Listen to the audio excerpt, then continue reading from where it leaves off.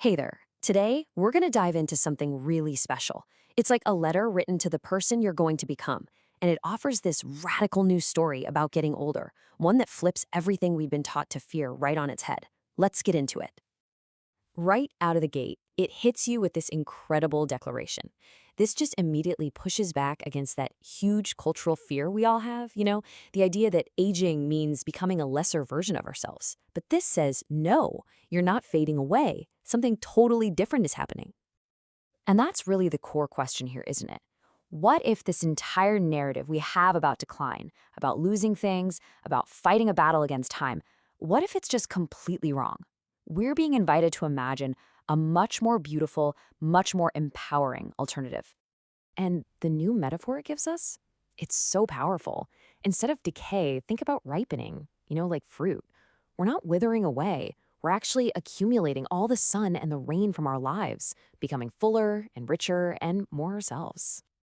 Okay, so let's see how this idea actually works in real life. The first thing this message tackles is how we see our own bodies. It totally reframes the very signs we've been taught to be afraid of. Just think about this for a second. It's such an amazing reinterpretation. We might see trembling hands, and our first thought is frailty, a loss of control. But what if they're trembling with tenderness? What if they're trembling because they're holding so much life, so many memories, so much love? It becomes a sign of fullness, not emptiness. And then, of course, there's that daily confrontation, the mirror.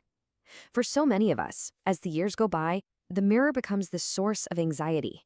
It feels like a daily reminder of everything we think we're losing. But this beautiful writing completely transforms the mirror from an accuser into a witness. This right here shows the whole shift in perspective. That reflection, it's not a story of decline. It's a testament to every single battle you've won, every hardship you've made it through. It's the story of your survival. And it goes even deeper with this line, which is just wow. Those lines on your face, they're not just the work of time. They're physical proof of your emotions, of a life that's been lived with real joy and real sorrow. They are literally etchings of grace. So the whole point here is this. Your body isn't failing you. It's becoming a chapel, a holy place. And its creases and scars and lines, that's the sacred script of your one-of-a-kind, precious life. Okay, so next up, this message tackles another really common fear about getting older, the idea that our minds are slowing down. I mean, what a profound thought. What if a slower mind isn't some kind of cognitive failure at all, but actually a necessary recalibration? It's a shift that makes space for something else to grow, a softer point of view, a kinder way of seeing the world, and a much deeper connection to how we feel. And then it grounds this huge idea in a tiny moment that, let's be honest, we can all relate to. That little flash of panic when you can't remember something simple, something totally mundane. We've all been there. And then the pivot. It's brilliant. We're urged to just shift our focus from what's trivial to what's truly essential. The keys, they don't matter. What really matters is that you know where to find your hope, your courage, your inner peace. That's the memory worth holding on to. So, with this whole new perspective, how are we supposed to live? Well, this letter doesn't just give us philosophy. It gives us practical, beautiful advice for the journey ahead. It really boils down to these three simple but incredibly powerful instructions. First, carry lightness. That means letting go of all the resentments and regrets that weigh you down. Second, let humor be your constant companion, always. And third, let gratitude be the soundtrack to your days.